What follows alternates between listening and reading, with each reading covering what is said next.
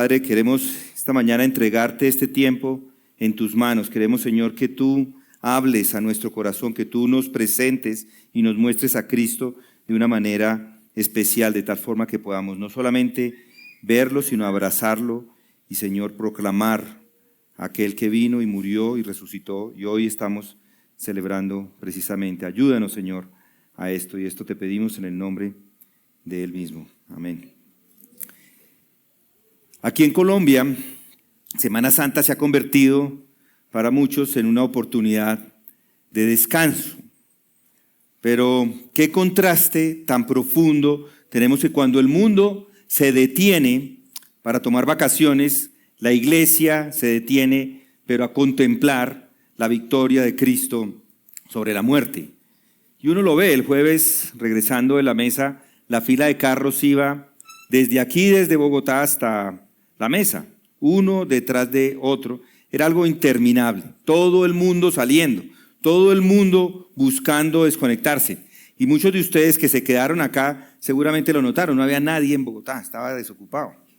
Qué rico, ¿no les parece? Pero esto revela algo muy profundo, es que el hombre sigue evitando lo que más necesita enfrentar.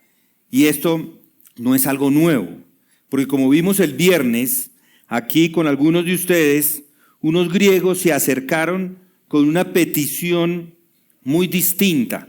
Ellos no querían escapar. Ellos dijeron, Señor, queremos ver a Jesús. Y ese sigue siendo la gran necesidad del hombre. La necesidad no es más distracción, no es más religión vacía, no es más actividad sin sentido. El hombre necesita ver a Jesús y es precisamente ahí donde nuestro texto nos lo va a mostrar. Porque lo que aquellos griegos pidieron, aquí lo vemos cumplido. María Magdalena dijo, he visto al Señor en el capítulo 20 de Juan, he visto al Señor, Él ya había resucitado. Y esta mañana quiero que vayamos juntos a este relato, pero antes quiero que vayamos al capítulo anterior, capítulo 19, para que al considerarlo tengamos el contexto que es necesario para entender lo que vamos a ver de forma más puntual en el capítulo 20. El capítulo 19, versículo 1, dice Pilato, pues tomó entonces a Jesús y lo azotó. Y los soldados tejieron una corona de espinas, la pusieron sobre su cabeza y le vistieron con un manto de púrpura. Y acercándose a él le decían, salve, rey de los judíos, y le daban bofetadas. Pilato salió otra vez y les dijo, mirad, os lo traigo afuera para que sepáis que no encuentro ningún delito en él. Jesús entonces salió fuera, llevando la corona de espinas y el manto de púrpura, y Pilato le dijo, he aquí el hombre. Entonces, cuando lo vieron los principales sacerdotes y los alguaciles, gritaron diciendo, crucifícale, crucifícale. Pilato les dijo, tomad de vosotros y crucificadle, porque yo no encuentro ningún delito en él. Los judíos le respondieron, nosotros tenemos una ley, y según esa ley, él debe morir porque pretendió ser el Hijo de Dios. Entonces Pilato, cuando oyó estas palabras, se atemorizó aún más.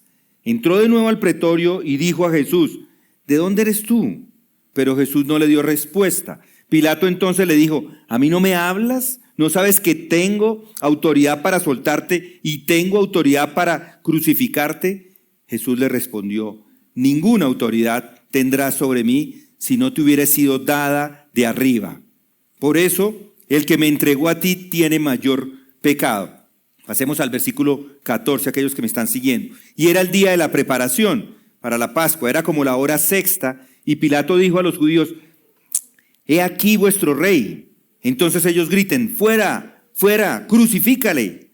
Pilato les dijo, ¿he de crucificar a vuestro rey? Los principales sacerdotes respondieron, no tenemos más rey que el César. Así que entonces le entregó a ellos para que fuera crucificado. Tomaron pues a Jesús y él salió cargando su cruz al sitio llamado el lugar de la calavera, que en hebreo se dice Gólgota, donde le crucificaron y con él a otros dos, uno a cada lado y Jesús en medio. Versículo 23, poco más abajo. Entonces los soldados, cuando crucificaron a Jesús, tomaron sus vestidos e hicieron 4 partes, una parte para cada soldado, y tomaron también la túnica, y la túnica era sin costura, tejida en una sola pieza. Ahora bajemos un poco al versículo 28. Después de esto, sabiendo Jesús que todo se había ya consumado, para que se cumpliera la escritura, dijo: tengo sed. Había allí una vasija llena de vinagre. Colocaron pues una esponja empapada del vinagre con una rama de hisopo y se la acercaron a la boca. Entonces Jesús, cuando hubo tomado el vinagre, dijo: consumado es. E inclinando la cabeza, entregó el espíritu. Versículo 38. Después de estas cosas, Jesús de Arimatea, que era discípulo de Jesús, aunque en secreto por miedo a los judíos, pidió permiso a Pilato para llevarse el cuerpo de Jesús. Y Pilato concedió el permiso. Entonces él vino y se llevó el cuerpo de Jesús. Y Nicodemo, el que antes había venido a Jesús de noche, vino también, trayendo una mezcla de mirra y aloe como de 100 libras. Entonces tomaron el cuerpo de Jesús y lo envolvieron en telas de lino con las especias aromáticas, como es costumbre sepultar a los judíos. En el lugar donde fue crucificado había un huerto, y en el huerto un sepulcro nuevo en el cual todavía no habían sepultado a nadie. Por tanto, por causa del día de la preparación de los judíos, como el sepulcro estaba cerca, pusieron allí a Jesús. Estos son los detalles de su muerte. Y ahora, antes de contemplar la resurrección, que será el centro de nuestro estudio hoy, imagínense en esta escena. Jesús ha muerto. Ha muerto. Todos allí se han enterado de que está muerto, y no solamente muerto, sino que lo enterraron. Y muy temprano en la mañana, cuando todavía no había salido el sol, cuando la ciudad apenas comenzaba a despertarse, una mujer camina sola. No hay ruido, no hay celebración, no hay esperanza, hay duelo por esa muerte. Ella viene caminando con un propósito claro, y no es encontrarse con alguien, sino es con el propósito de despedirse de un cuerpo, de despedirse de una historia que para ella ya había terminado, porque eso es lo que esta mujer cree, que todo acabó, que lo que vio el viernes fue el final. Y si somos honestos, eso es exactamente lo que cualquier persona hubiera pensado. Un hombre crucificado, un hombre que dio su último aliento, un cuerpo que fue bajado de la cruz y que luego fue puesto en una tumba. Fin de la historia. Pero aquí es donde encontramos el problema. Ese no era el final. Y lo que Juan 20, los versículos siguientes, nos muestra, no es simplemente que algo inesperado ocurrió, es que todo lo que cree el hombre, todo lo que el hombre cree que está seguro, aquí se pone patas arriba. Porque el mundo entiende muchas cosas. Entiende acerca de la muerte, entiende acerca del fracaso, entiende acerca del final, pero no entiende esto: una tumba vacía. Y eso es lo que nos deja este pasaje con un mensaje tan poderoso, porque no comienza con fe, comienza con confusión, si lo notaron. No comienza con claridad, comienza con lágrimas, y poco a poco Juan, el escritor, nos va llevando desde la oscuridad de la muerte hasta la luz, desde el llanto y el sufrimiento hasta el encuentro, y desde la incredulidad hasta la certeza. Y en ese proceso no solo vemos lo que le pasó a María cuando llegó al sepulcro, sino vemos lo que le pasa a todo ser humano. A todo ser humano cuando se enfrenta a Cristo resucitado. Porque al final este texto no solo es acerca de esta mujer. Este texto es acerca de usted. Y la pregunta no es simplemente ¿qué pasó ese día? La pregunta es ¿qué pasa en su corazón cuando se encuentra con Cristo vivo? Y con eso en mente, vamos al texto de Juan capítulo 20, versículos 1 hasta el 18, vamos a ver. Y el primer día de la semana, María Magdalena fue temprano al sepulcro cuando todavía estaba oscuro, y vio que ya la piedra había sido quitada del sepulcro. Entonces corrió y fue a Simón Pedro y al otro discípulo, a quien Jesús amaba, y le dijo: se han llevado al Señor del sepulcro y no sabemos dónde le han puesto. Salieron pues Pedro y el otro discípulo e iban hacia el sepulcro. Los dos corrían juntos, pero el otro discípulo corrió más aprisa que Pedro y llegó primero al sepulcro. E inclinándose para mirar adentro, vio las envolturas de lino puestas allí, pero no entró. Entonces llegó también Simón Pedro tras él, entró al sepulcro y vio las envolturas de lino puestas allí, y el sudario que había estado sobre la cabeza de Jesús, no puesto con las envolturas de lino, sino enrollado en un lugar aparte. Entonces entró también el otro discípulo, el que había llegado primero al sepulcro, y vio y creyó, porque todavía no habían entendido la escritura que Jesús debía resucitar de entre los muertos. Los discípulos entonces se fueron de nuevo a sus casas, pero María estaba fuera llorando junto al sepulcro, y mientras lloraba se inclinó y miró dentro del sepulcro y vio dos ángeles vestidos de blanco sentados donde había estado el cuerpo de Jesús, uno a la cabecera y otro a los pies. Y ellos le dijeron: mujer, ¿por qué lloras? Ella le dijo: porque se han llevado a mi Señor y no sé dónde le han puesto. Al decir esto, se volvió y vio a Jesús que estaba allí, pero no sabía quién era, que era Jesús. Jesús le dijo: mujer, ¿por qué lloras? ¿A quién buscas? Ella, pensando que era el hortaleno, le dijo: Señor, si tú le has llevado, dime dónde le has puesto y yo me lo llevaré. Jesús le dijo: María. Ella, volviéndose, le dijo en hebreo: Raboní, que quiere decir maestro. Jesús le dijo: suéltame, porque todavía no he subido al Padre, pero ve a mis hermanos y diles: subo a mi Padre y a vuestro Padre, a mi Dios y a vuestro Dios. Fue María Magdalena y anunció a los discípulos: he visto al Señor, y que Él le había dicho estas cosas. Este texto nos muestra algo desde el inicio, y si lo observaron es que nadie ni se había enterado de la resurrección. Nadie estaba esperando la resurrección, nadie, ni los discípulos, ni las mujeres, ni María, aunque Jesús se los había dicho muchas veces. Jesús había anunciado, aunque estaba inclusive en las Escrituras, ellos no lo habían entendido. Y entonces ocurre algo inesperado. María llega y ve esa piedra removida, ve el sepulcro abierto, y en lugar de pensar: ha resucitado, ella piensa: se lo llevaron.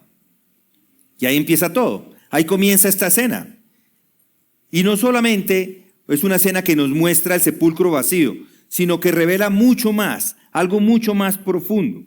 Nos revela cómo reacciona el corazón humano ante la mayor evidencia que Dios nos ha dado. Y eso es lo que vamos a ver en este pasaje. Diferentes personas viendo lo mismo, pero respondiendo distinto. Vemos allí un sepulcro vacío, pero no todos creyendo. Vemos a un Cristo vivo, pero no todos reconociéndolo, y eso nos lleva a la pregunta central de esta mañana. ¿Qué hace usted con la resurrección de Cristo? No le pregunto si le parece interesante, no le estoy preguntando si la respeta, no si celebra culturalmente la resurrección. Le estoy preguntando: ¿la ha entendido? ¿La ha creído? ¿Ha sido transformado por ella? Porque aquí está la realidad. La resurrección no solamente es un evento para admirar, es una verdad que exige una respuesta. Y eso es exactamente lo que Juan nos va a mostrar, que la resurrección de Cristo confronta la incredulidad, que revela al Salvador y que transforma completamente al que cree. Y eso es lo que vemos aquí en este texto que acabamos de leer. Esto es lo que sucede cuando hombres se encuentran con Cristo resucitado. Y lo primero que voy a decir es esto: un sepulcro vacío confronta la incredulidad. Un sepulcro vacío confronta la incredulidad, y eso lo vemos en los primeros 10 versículos. Juan allí nos dice: el primer día, versículo 1 de la semana, María Magdalena fue temprano al sepulcro cuando todavía estaba oscuro. Paremos ahí. Todavía está oscuro. Y uno pensaría que esa oscuridad no es solo la oscuridad del día afuera, es también la oscuridad del corazón de María. Ya lo vamos a ver más. María no viene con una expectativa, María viene con un dolor profundo en el corazón. y ella no viene buscando a un Jesús vivo, ella viene a llorar a un Cristo muerto. Y eso es importante, porque nos muestra algo desde el principio. La resurrección no era algo que ellos estaban esperando. Y no la estaban esperando a pesar de que la evidencia está ahí, presente, pero el corazón interpreta mal. Juan continúa y vio que la piedra ya había sido quitada del sepulcro. Ahí está. La piedra ha sido movida, el sepulcro está abierto y uno pensaría, ya entendió, pero no. Noten el versículo 2. Entonces corrió María y fue a Simón Pedro y al otro discípulo a quien Jesús amaba y le dijo, se han llevado al Señor del sepulcro. Ella no niega la evidencia de que la tumba está vacía, solo que la interpreta mal. Y esto es profundamente humano, porque el problema del hombre no es que no vea, es que interpreta mal lo que ve. Es como alguien que ve humo saliendo de una casa y dice, deben estar haciendo allí un asado. Pero en realidad la casa se está quemando. La evidencia está ahí, pero la interpretación es diferente, es incorrecta. Y así es el hombre con Cristo. Ve cosas, oye cosas, percibe cosas, pero llega a conclusiones equivocadas. Por esto es que decimos que la cercanía a la verdad no garantiza la fe.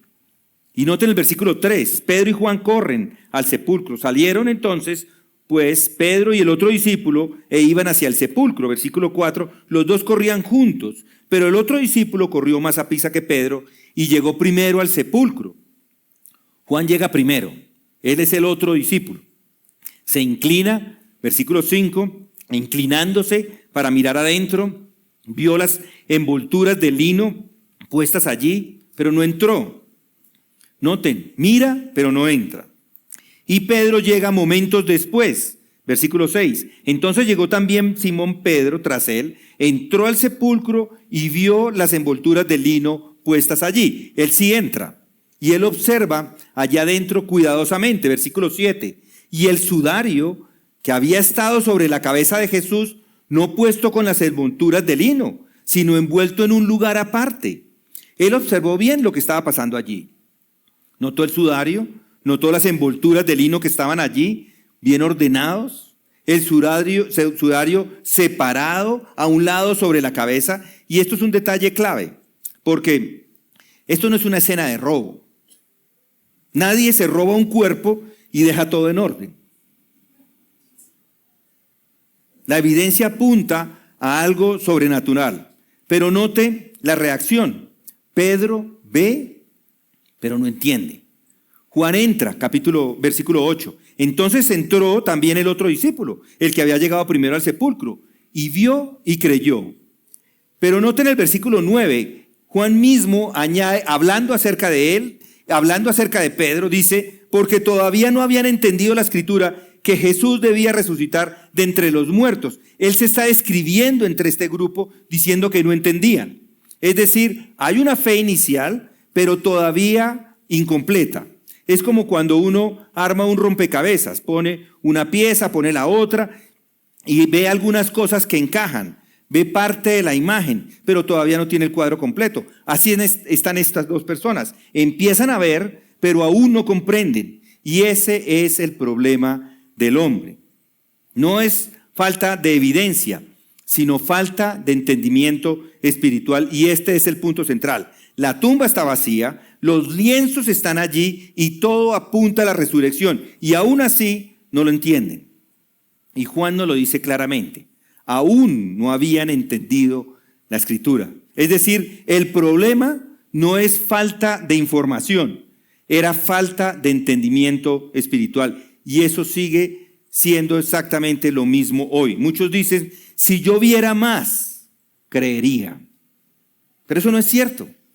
Porque estos hombres vieron milagros, caminaron con Cristo, escucharon sus enseñanzas y aún así no entendían. Es como cuando de joven abría una Biblia en mi casa, yo la abría de vez en cuando y leía las palabras, pero no, en realidad no veía la verdad. Entendía el idioma, por supuesto, pero no la veía. Y no es por falta de información, es por falta de luz espiritual. Y es más, debo decir también que la resurrección tampoco crea una fe automática. Lo que hace la resurrección es que revela el corazón. Y aquí hay algo muy serio, que esa tumba vacía no produjo fe inmediata en todos. María piensa que es un robo. Pedro está confundido. Y Juan empieza a creer, pero todavía no tiene claridad. Noten que es la misma evidencia. Son las mismas cosas que cada uno ha visto, cada uno las tiene ahí enfrente, pero todos están dando respuestas diferentes. ¿Por qué? Porque la diferencia no está en la evidencia, está en el corazón.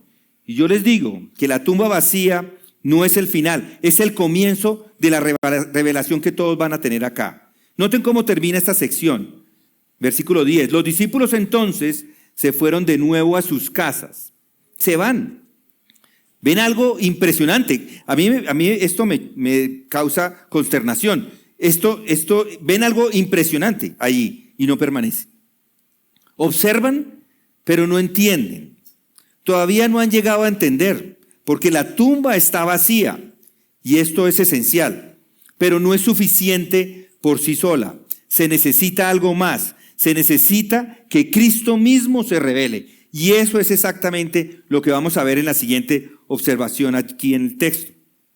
Y esto nos confronta directamente a todos nosotros, porque muchos hoy están exactamente acá, cerca de la verdad, expuestos al evangelio, viendo evidencias pero sin entender realmente. Y la pregunta es, ¿está usted viendo o ha comprendido? ¿Ha entendido? ¿Está observando la fe desde afuera o ha sido transformado por dentro? Porque aquí está la advertencia. Se puede estar frente al sepulcro vacío y aún así no creer. La tumba estaba vacía, la evidencia era clara, pero el corazón seguía confundido, porque ver no es suficiente si Dios no abre los ojos. Y ahora la siguiente observación del pasaje. El Cristo vivo se revela personalmente. El Cristo vivo se revela personalmente. Versículo 11. Dice Juan, continúa allí, pero María estaba afuera llorando junto al sepulcro. Detengámonos ahí. Todos se fueron, pero María se quedó. Pedro se fue, Juan se fue, pero María no. ¿Por qué? Yo creo que ella se quedó por amor. El amor por Jesús no la dejó irse y se quedó allí. Ella no entiende, pero no puede irse. Y eso es importante, porque muchas veces la fe comienza donde el entendimiento falla. Ella no lo entiende, pero su fe está ahí, el corazón sigue buscando. ¿Qué fue lo que pasó?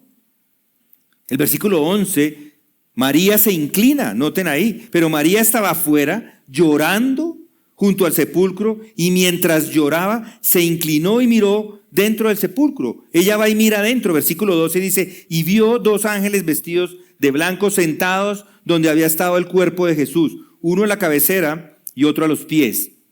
Y aún así, sigue llorando. Los ángeles le preguntan, versículo 13, y ellos le dijeron, mujer, ¿por qué lloras? Y ella dijo, porque se han llevado a mi Señor y no sé dónde le han puesto. Todavía lo mismo, ella no entiende. Y entonces ocurre algo impactante, versículo 14. Al decir esto, se volvió y vio a Jesús que estaba allí. Paremos ahí. Jesús está ahí, vivo, presente, frente a ella, y ella no lo reconoce. Hermanos, se puede estar cerca de Cristo y no reconocerlo. Y esto es profundo, porque muestra algo muy serio. Se puede escuchar todo acerca de Cristo y aún así no verlo. Es como alguien que está buscando desesperadamente sus gafas y las tiene puestas. ¿No le ha pasado? Pues a mí sí. Voy a salir, busco por toda la casa, pregunto, me angustio, pero ya las tengo. El problema no es la ausencia, es la percepción. Y así es María. Cristo no está lejos, está delante de ella, pero no lo ve. porque el dolor no la deja. Podemos decir que el dolor puede nublar la percepción espiritual. Jesús le pregunta, versículo 15, Jesús le dijo, mujer, ¿por qué lloras? ¿A quién buscas? Ella pensando que era el hortaleno. Noten que ella piensa que es el hortaleno. El hortaleno. Está hablando con Cristo resucitado y ella piensa que es el jardinero. ¿Por qué? Porque está llorando, porque su corazón está dominado por el dolor, porque su mente está fijada en una sola idea, está muerto y eso le impide ver la realidad. Es como alguien que recibe una noticia y queda tan afectado que aunque le expliquen la verdad, no la puede procesar. Está oyendo, pero no está entendiendo. Y así es María. No es falta de amor, es falta de claridad lo que ella tiene. Y es más, Cristo tampoco puede ser encontrado por sus propias fuerzas. Él se da a conocer y aquí viene el momento clave, el momento más hermoso del pasaje. Juan dice, Jesús le dijo, María.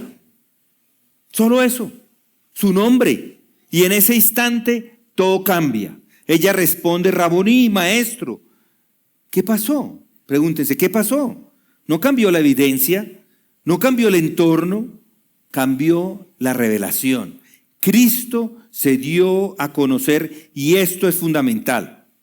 María por sí sola no llega a Cristo por deducción, no por razonamiento, no por esfuerzo. Cristo la llama y cuando Él llama, ella ve. Es como una habitación completamente oscura. Usted puede estar allí, rodeado de muchos objetos, pero no ve nada hasta que alguien enciende la luz y en ese momento todo se hace visible. No porque usted haya cambiado, sino porque la luz llegó. Y así es la fe. No es que el hombre finalmente descubre a Cristo, es que Cristo se le revela al hombre. Y noten algo más, la voz de Cristo es personal, la llama por su nombre.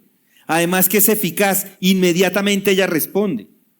No le da un discurso Jesucristo, no le explica todo, no le hace un argumento teológico, le dice por nombre María y eso es suficiente, porque Él es el buen pastor.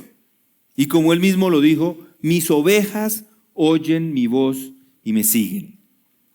No es una voz general, no es un personal, es una voz personal. Es como cuando una madre en medio de una multitud, muchos niños hablando y gritando, ruido por todas partes, pero de repente ella escucha una voz que dice mamá, mamá. Inmediatamente la reconoce. ¿Por qué? Porque es una voz conocida. Y así es María cuando Cristo la llama. Lo reconoce. Y ese es el encuentro con el Cristo resucitado que la transforma completamente. En un momento, en un instante pasa de llanto a gozo, de confusión a claridad, de desesperación a adoración. Todo cambia. Porque encontrarse con Cristo resucitado nunca deja a una persona igual. Ahora, esto nos confronta directamente a usted y a mí, porque muchos están como María, buscando, pero confundidos, cerca, pero sin ver, escuchando, probablemente, pero sin entender. Y la pregunta no es, ¿ha oído de Cristo? La pregunta es, ¿se le ha revelado Cristo a usted? ¿Ha habido un momento en su vida en el que Él lo llamó? No solo externamente, sino internamente. Porque aquí está la verdad. Nadie viene a Cristo si Cristo no se da a conocer. Hermanos, María buscaba a un Cristo muerto, pero encontró a un Cristo vivo. Y esto se da porque al final no es el hombre el que encuentra a Cristo, es Cristo quien se le revela al hombre. Muy bien, hagamos una tercera observación de lo que está acá. Vemos que hay una nueva revelación que transforma. Versículos 17 y 18. Ya vimos que el sepulcro está vacío y eso confronta la incredulidad. Y el Cristo vivo se revela personalmente. Ahora vemos que hay una nueva revelación que transforma. Vamos al versículo 17.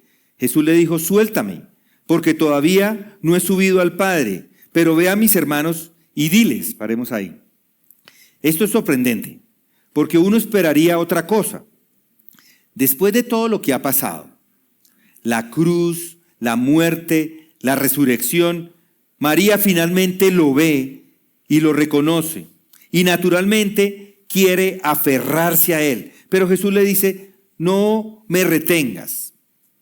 Y esto nos muestra que la relación con Cristo ya no es la misma relación que tenían antes. Esto no es rechazo, tampoco es frialdad, es revelación. Jesús le está diciendo en esencia, la relación que conocías está cambiando. Antes, Él estaba físicamente con ellos. Caminaban juntos, lo veían, lo tocaban, tomaban el alimento juntos, pero ahora algo nuevo está comenzando.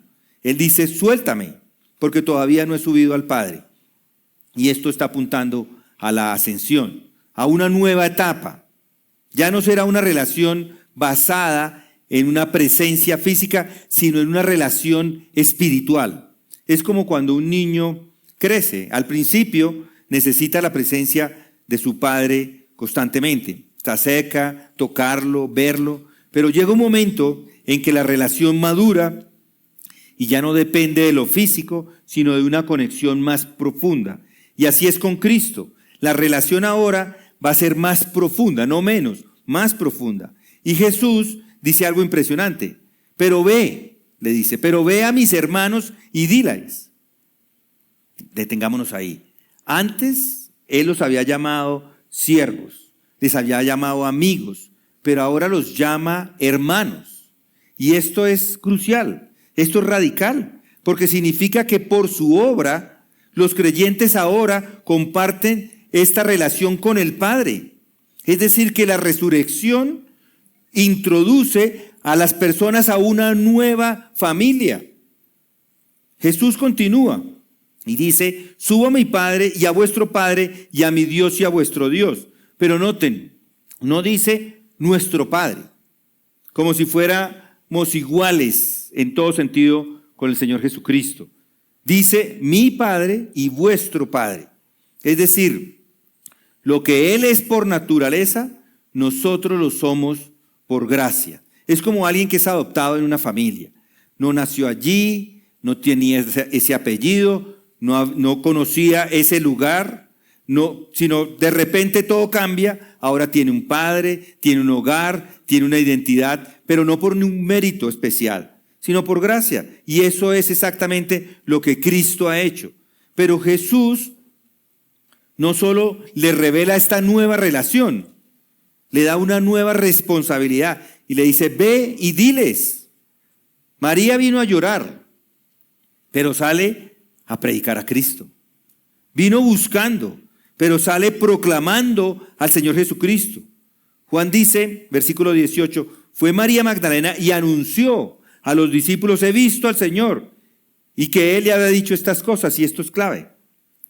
Todo el que ve a Cristo resucitado se convierte en un testigo. No puede callarse. No puede quedarse callado. Es como alguien que encuentra una cura. Una cura para una enfermedad mortal no se la guarda. No dice esto es solo para mí. La anuncia, la comparte, la proclama. Y así es María. No puede quedarse con eso.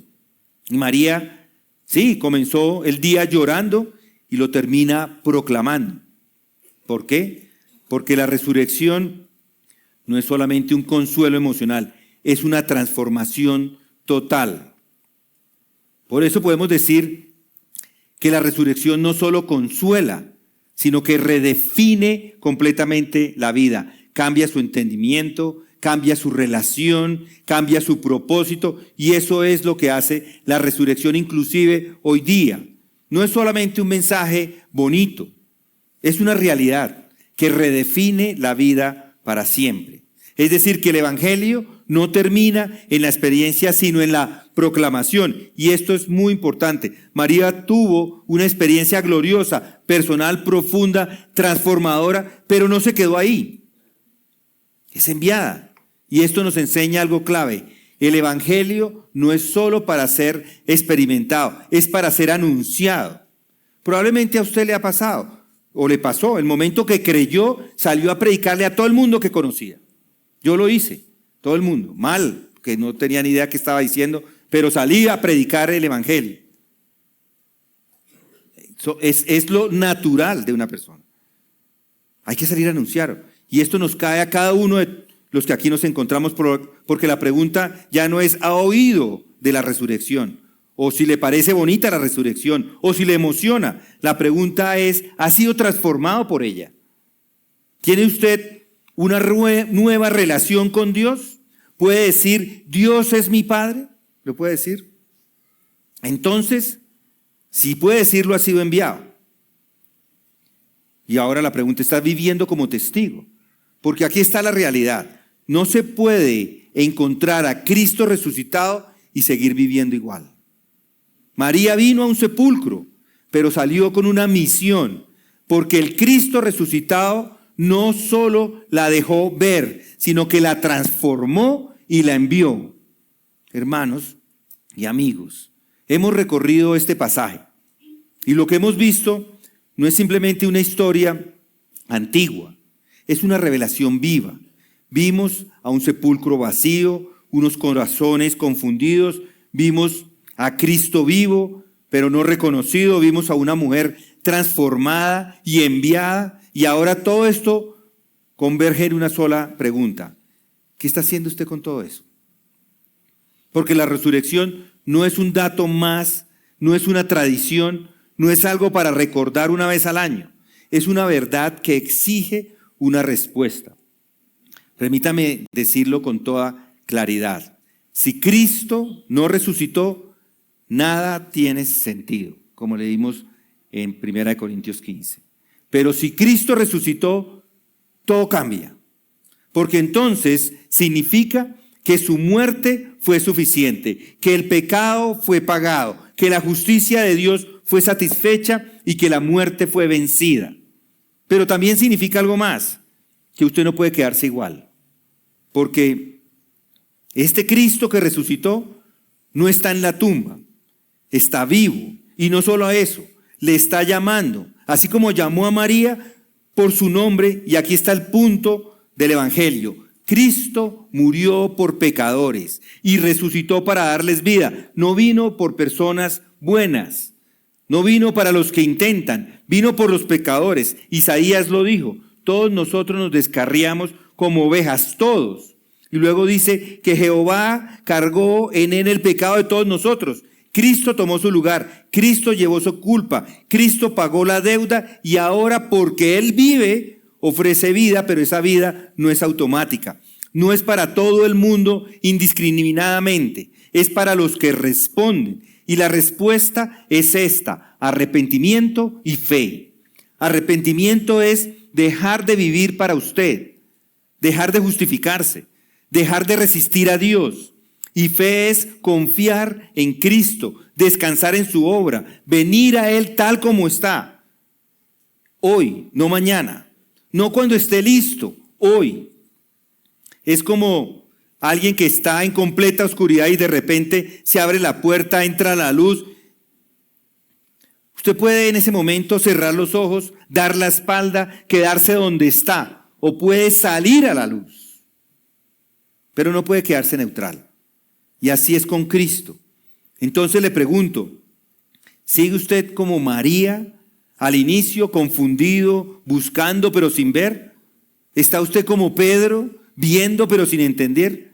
¿O está usted como María al final, cuando Cristo la llamó y todo cambió? Porque aquí está la verdad. El mismo Cristo que salió del sepulcro, un día lo llamará a usted. Y ese día, si no responde, no habrá más oportunidad. Pero hoy sí, todavía hay oportunidad. Hoy el Evangelio está delante de usted. Hoy la tumba está vacía. Hoy Cristo vive y hoy le llama. No admire a Cristo desde la distancia. No lo reduzca a una historia. No lo deje en un sepulcro vacío o en una cruz. Venga a Él, porque el Cristo que murió ha resucitado. Y el Cristo que ha resucitado es el único que puede darle vida. Vamos a orar. Gracias, Padre, por tu palabra. Gracias que en ella tú, Señor, nos confrontas. ¿En dónde nos encontramos? en este momento en nuestra vida espiritual. Sabemos, Señor, que muchos han creído en medio de nosotros, pero también sabemos que otros están todavía en incredulidad, en rebeldía, escuchando pero no sometiendo sus vidas al Señor. Por eso te pedimos por ellos, para que abras ese corazón, pongas esa fe salvadora en sus vidas y que puedan ser unidos a nosotros como uno, como su iglesia. Esto te rogamos en el nombre de nuestro Señor Jesús. Amén.